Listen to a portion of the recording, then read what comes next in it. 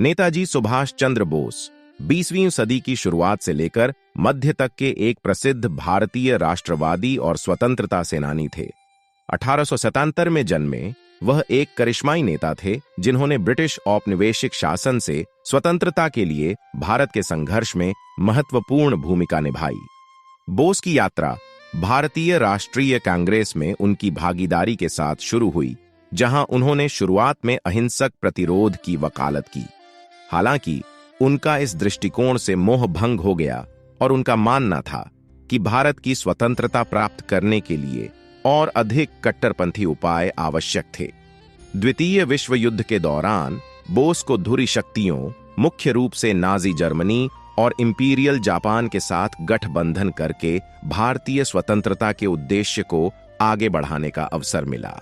उन्होंने इन देशों के समर्थन से भारतीय राष्ट्रीय सेना INA की स्थापना की और दक्षिण पूर्व एशिया में अंग्रेजों के खिलाफ अभियान में इसका नेतृत्व किया।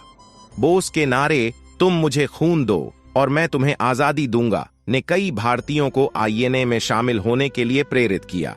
उनका सैन्य अभियान, जिसे आजाद हिंद फौज के नाम से जाना जाता है, स्वतंत्रता के संघर्ष में एक महत्वपूर्ण अध्याय था।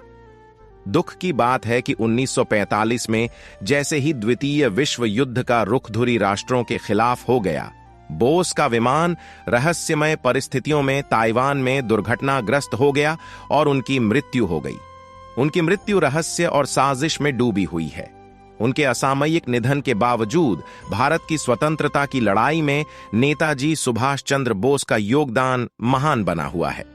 उनका अटूट दृढ़ संकल्प और साहसिक कदम उठाने की इच्छा भारतीयों की पीढ़ियों को बेहतर भविष्य की तलाश में प्रेरित करती रहती है।